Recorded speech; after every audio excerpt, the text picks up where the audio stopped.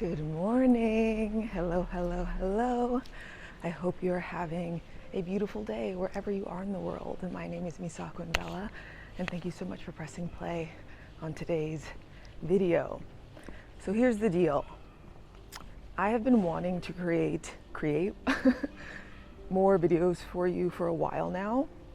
The issue is with the type of videos I'm currently creating, I can't do that like multiple times a week. I mean, I can, but the quality I just know would not be the same.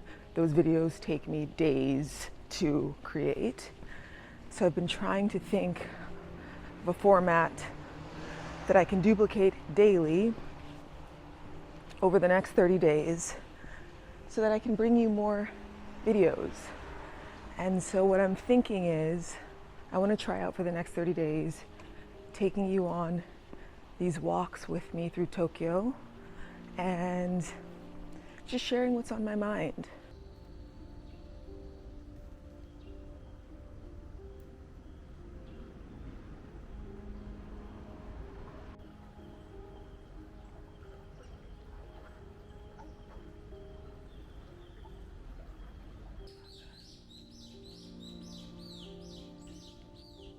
That way you can see a little more of the city and we can get to know each other a little better.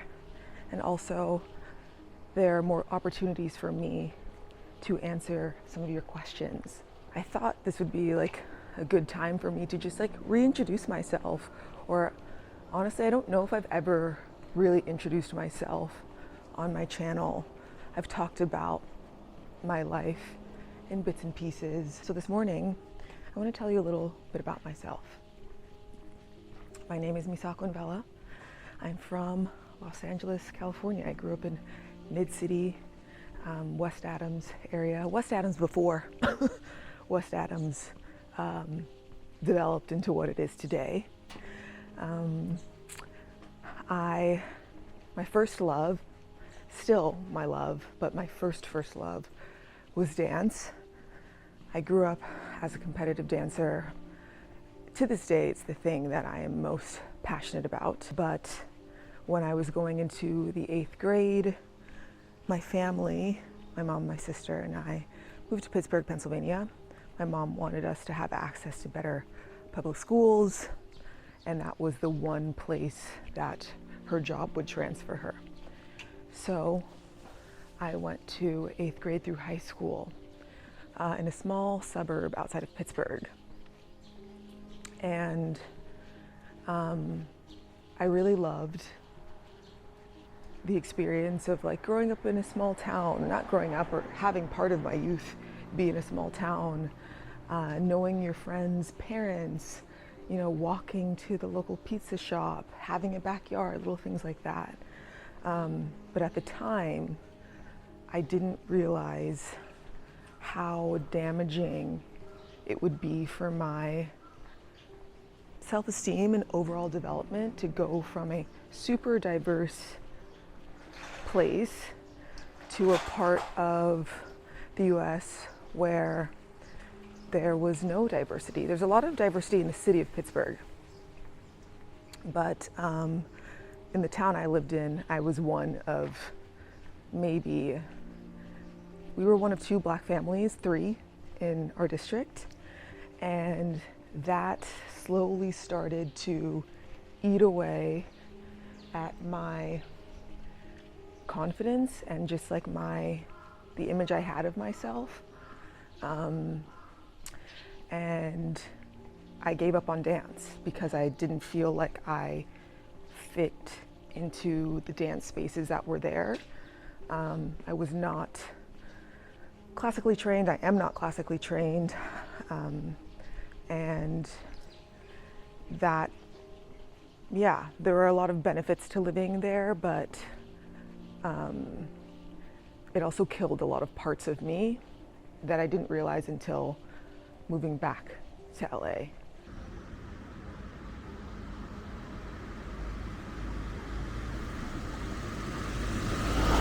And honestly, Mexico City healed a lot of these wounds for me. I talk about a story. I posted this during the pandemic, but I was at a sleepover. I was in 8th or 9th grade, I can't really remember. And I was laying on my side, my back was to the rest of the girls. Something came on the TV, and whether they thought I was sleeping or not, this is probably something they would have said in front of me, because then they would have used the excuse like, oh, but like we didn't mean you. Anyways, something came on the TV and one of the girls said, I don't like black people. And as I'm in the room, my back to these girls, all of the girls started to chime in. Most of them, one of them didn't say anything, started to chime in about how they all didn't like black people.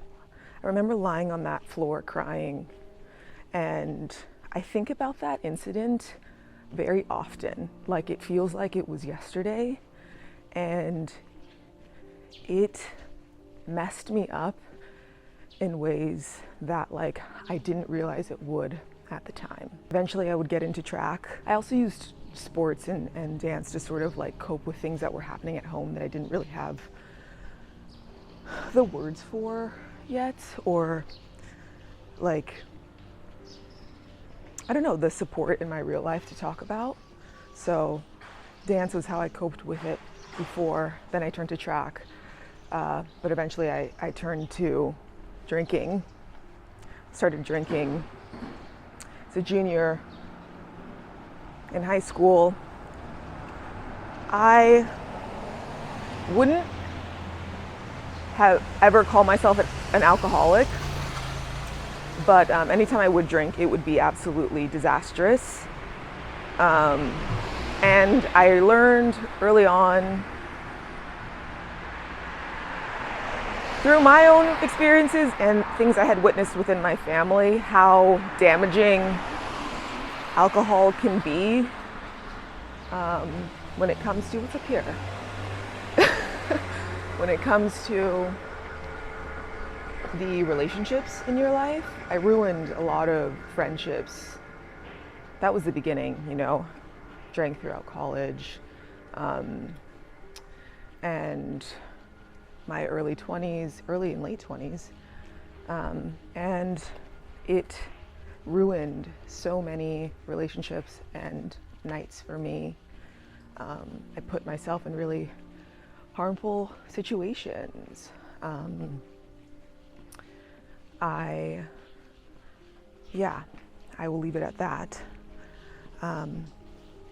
And that's why I've always really struggled with the substance and gone back and forth between sobriety and not being sober, because I could never get behind a substance that has caused so much damage in my life. Like, I felt like I was just going against everything that I had learned. But as of today, I am 187 days sober. And I really have no plans of going back this time like I did before. This feels very permanent. I love my life without alcohol. And yeah, so I feel like I got sidetracked.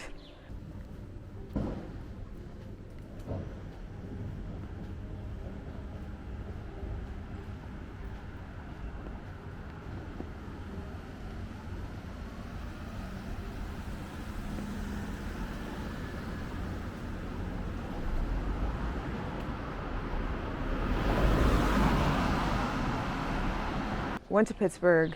Eventually I ended up back in LA, going to school there.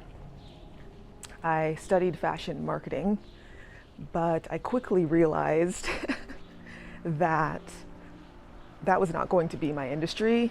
I didn't love fashion enough to like justify the putting up with the toxicity that comes with that industry. So I struggled for a minute until one day my new roommate, who I had just moved in with, her name is Cassie, we're still best friends to this day. She was moving to another company, and she was like, you should interview for my current job. It's at this digital agency, and it's for a copywriting position. I didn't know what copywriting was at the time, but I was like, I'll take it. I am struggling. I was like dirt poor. I don't know how I was getting by. Interviewed with Paul Hewlett, brought in my raggedy portfolio from FITM. I did an assignment. I had to write a couple tweets and didn't have an experience. I think I was 19 because my program at school was only 2 years. So I started in the workforce pretty early. 19? Yeah. Anyways, by the grace of God, Paul decided to take a chance on me. And that changed the trajectory of my entire life. That was where I learned. I worked for a company called Astronauts Wanted. It was a joint venture between Judy McGrath and Sony Music. Judy McGrath is one of the founders of MTV. We did shows. I don't know how long y'all have been watching YouTube, but I worked on Hey USA with Grace and Mamrie. We had a show called Talk with Awkwafina. I got to work with Awkwafina for 2 seasons, and we had people like Lizzo and Hassan Minaj and Francesca Ramsey. I met so many incredible people through that role. It was a digital production company.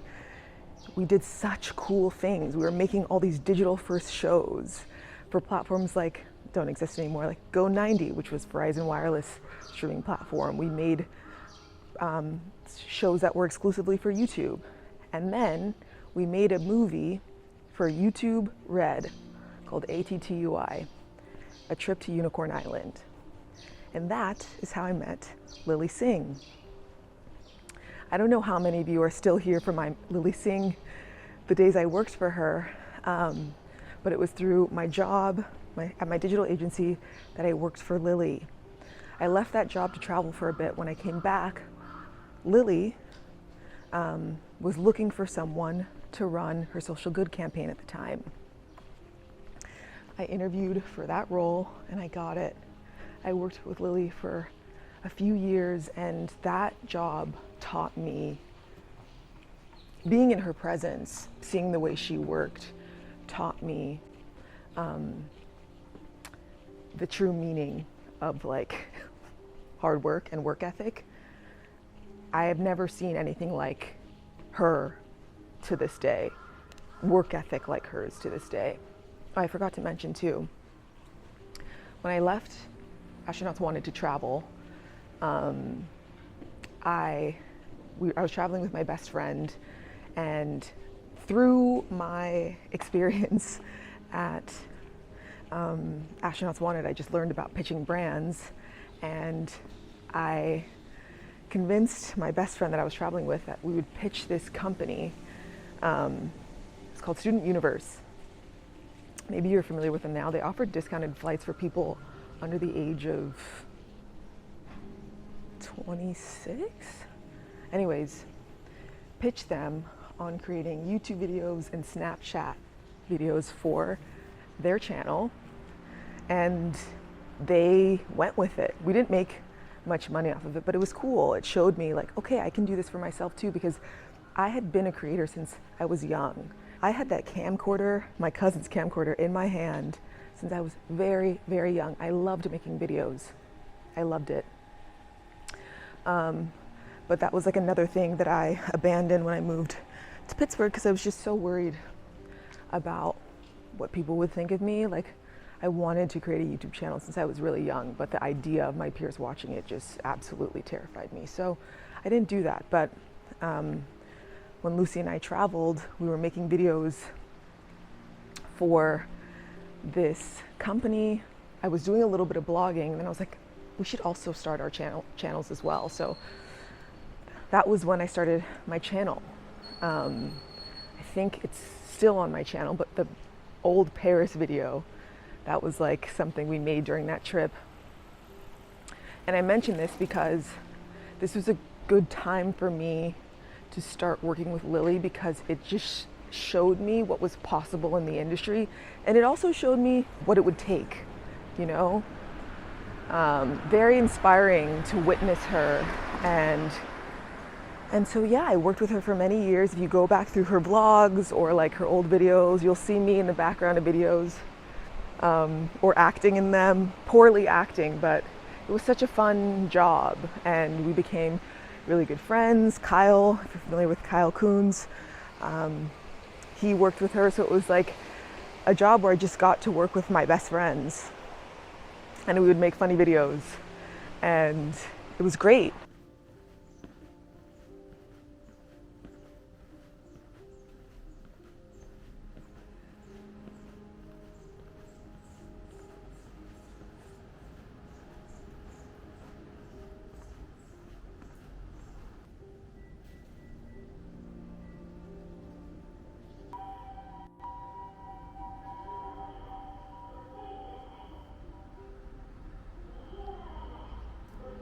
Lily then went on to get a late night talk show. She brought me to NBC to work on the show, leading the social media strategy for the show. So I worked for NBC, for her through NBC. During that time, I was also doing a lot of freelance work for YouTube.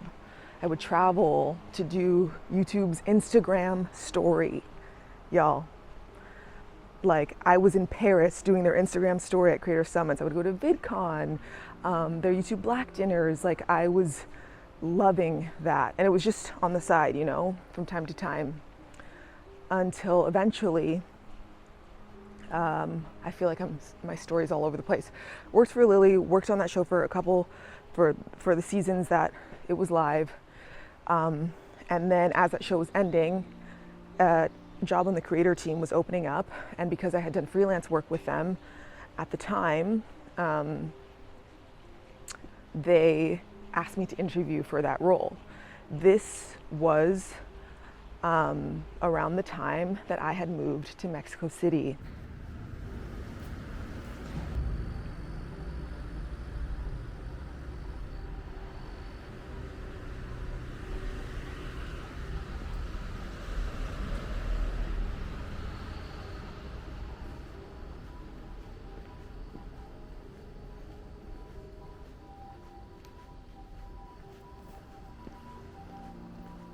September 2020. September 2020? Yes, no, I moved to Playa del Carmen first. I lived there for a couple months. It was a culmination of a lot of things, but I was just ready for something new. I told my family that I was just going to go off to Playa del Carmen for a couple months, knowing in my mind that this is probably going to be a more permanent thing. I sold and gave away all my stuff in LA. I let go of my lease, and yeah, and I got to Playa del Carmen, and I loved it. I started documenting my life there, taking YouTube more seriously. I had always had YouTube in the background, but because I was also working for a creator, I just was very self-conscious about people thinking that I was trying to use my position to advance my own career. So I was very, I posted very sparingly. I never talked about having a YouTube channel because I didn't want it to impact my job, even though Lily was always supportive and so was the team. I don't know, I felt like it just maybe was a conflict of interest. So I didn't post as much. But then the show had ended. I moved to Mexico City, or Playa del Carmen, and I was like, well, I'm just gonna start posting more and documenting my life here in Mexico. Found an incredible community of people who were also interested in doing the same thing, and I was so happy to feel like I finally found my place and my purpose online, and like I could help people through my videos. So yeah, I think that's how a lot of you have found me, through my Mexico content. I lived in Playa del Carmen for a couple months, and then I went over to Mexico City and I absolutely fell in love. And I started sharing my life there, how I had made the transition, how I'd found my apartment, things like this. And it was a beautiful 3.5 years. I met incredible people. It was during this time too that I had started working on the second season of the show, because it was during COVID. I was able to work remotely, and then going into the YouTube role, it lined up quite perfectly. Everybody was still working from home, and they were willing to hire me from Mexico, I think because I already had a relationship with them. I don't know if that would have happened if I hadn't done all the freelance work for them that I mentioned before. So I was working for YouTube, posting on YouTube more consistently, and that job was really inspiring to me as well, because I was around creators all the time, befriending them, seeing their stories, seeing them rise to stardom, and it was just like really inspiring me. But I also always felt like, well, why don't I just do that? You know, why don't I focus on YouTube full time? And there had been a couple times that I have skipped over, that I had tried to, like when I left Astronauts Wanted, I wanted to be a full-time creator, but I had no idea what it would take, and my work ethic was not there at the time. When I moved to Mexico, I was like, okay, I want to do this full time, but still just didn't have the grit and the awareness, and so then I started working for YouTube, posting more consistently, finding my place on the internet. I created a beautiful pilot called Thriving, about Black people who have left the US in pursuit of a greater life. That is on my channel, you can watch it. My dream was to like get funding and create episodes of that all over the world. That's still my dream. But I've taken a lot of pressure off of it. And so, yeah, I did that while I was in Mexico, and was working for YouTube. And then a couple years ago, I had this sort of world-stopping experience. And I don't know if I want to get into it yet, but it just made me realize that like life is not guaranteed, and the lives of the people around you are not guaranteed. And it was hard for me to go back into work after that experience. And I sort of decided in that moment that I was just gonna go full force with YouTube. Like, I was like, I want to live out this dream. I want the people I love to see me live out this dream. And so, yeah, I left my job October 2022 to pursue YouTube full time. And it's been a slow journey for me. You know, I've been on YouTube since 2017. I haven't had that moment yet. I do believe that it's coming, but it's taken me a minute, and I'm learning that that's okay. Slow and steady does win the race. But anyway, it's been a slow journey, and so, yeah, and I feel like I'm skipping a bunch of chapters, but last year I decided that I wanted to come to Japan and yeah, celebrate my 29th birthday 29th birthday. Yeah, my 29th birthday here in Japan. I wanted to go to Okinawa and learn about Ikigai, a concept that I had learned about early on in the pandemic. I even have it tattooed on my arm. Can you see that? I don't think you can. I even have it tattooed on my arm. I've been fascinated with this concept for years, and I wanted to come learn about it from the elders. And it wasn't until that trip that I had ever had the desire to leave Mexico City. I felt very, and I still, like, my life in Mexico City was wonderful.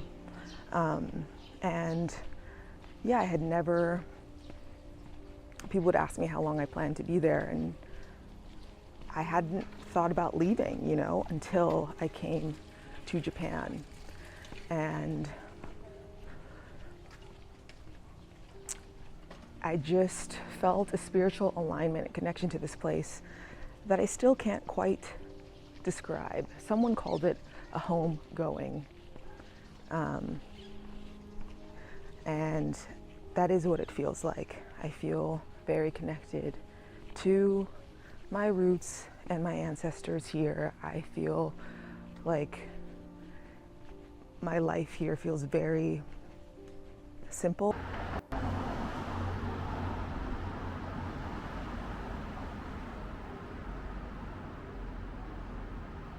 It wasn't just, oh, I missed like a fun trip. I felt like I was homesick. And so, you know, as the like days, months went on, this feeling didn't fade. So I was trying to think about ways that I could come back. And initially, I had applied to an artist residency here. I really, like, all the signs had aligned to. I had found it. One of my family friends was one of the residents, which I didn't even realize. And I was like, oh my gosh, it accepted people from all over the world, all different types of mediums.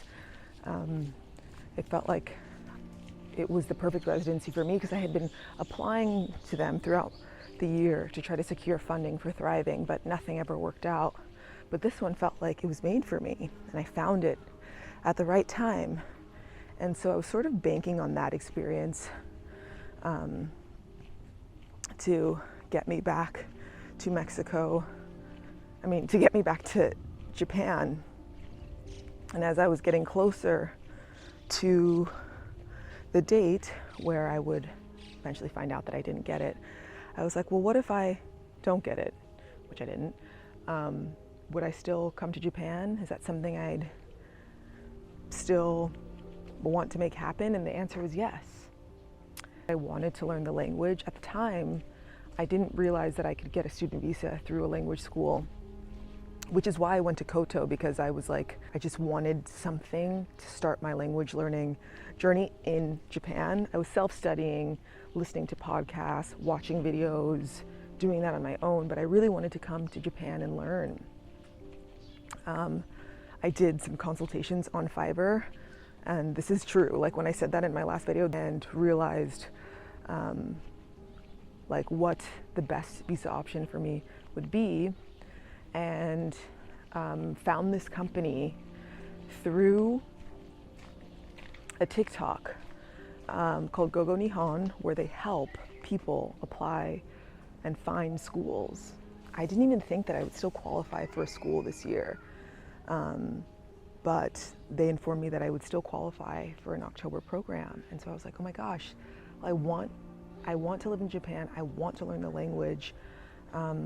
This feels like the best option for me right now, and the option that will open up more options for me down the line. Because of the nature of my work, and because I hadn't been like an established creator for long enough to self-sponsor, I needed someone to sponsor my application. It can only be a parent, a sibling, or a grandparent. And the only person in my family that qualified, and also just so you know, self-sponsor doesn't like My grandma didn't pay for anything. I'm paying my entire way here. Just a co-signer, just someone that can, like when you go to get a car and your credit isn't developed and you need a co-signer on your application, that's what a sponsor is for a Japanese language visa. But they don't pay anything, but she qualified. And so she was open to sponsoring my visa application, or my student visa application, my language student, my Japanese language school application. Without her, like, I wouldn't have been able to apply this soon. I would have had to wait for a few more months or maybe even longer to sponsor myself. But she was open to helping me get this application through. And so, which is just like such a full circle moment, because like my great-grandparents and my grandma, they were like so stripped of their Japanese culture during the war after they were in internment. And to have my grandma sponsor me so that I can come to Japan and learn the language, or her to be able to like lift me up so that I can come here and learn the language, feels like just like I want to reclaim this for us. So that's how I'm here. And I'm leaving to go to Thailand, and then I actually have to go get my visa in the US and come back. I applied for Koto before I started the long-term application process, and I didn't want to cancel my program at Koto or not follow through with it, because I thought it would be good preparation for my language program. So I came to do that program, and also just to, like, you know, confirm that this is something that I really want to do, and I feel more certain than I did before. I knew, like, I get this question often, like, how do you know, these mosquitoes are eating me up right now, what's the right thing to do? And I think we all know. I think we all know, we all have that feeling in our gut, but a lot of us have been trained not to listen to it. And my gut was screaming for me to come back to Japan. And so, yeah, I'm here, and it took so much to get me to this moment. And I'm just very, very grateful and happy to be here. And this was a very long, scattered about me, but I wanted to give you a bit more context about who I am, my life, what got me here, why I'm here. And I'm really grateful for the opportunity to provide a window into Japan for all of you. Also, just more specifically, to provide a window into Japan as a Black woman. I want you all to know that we don't just have to survive, we can thrive all over the world. We are loved and accepted all over the world, and we don't have to settle like we've been taught to. And so I'm on a sort of mission to prove that. And I hope that you stick around. Thank you so much for pressing play on today's video. If you have any more questions for me, if you would like to learn anything else about me, please don't hesitate to leave those questions in the comments below. I hope you have a beautiful rest of your day wherever you are in the world. Thank you so much for showing up for me. Thank you so much for being patient with me. And as always, thank you for being here. Bye.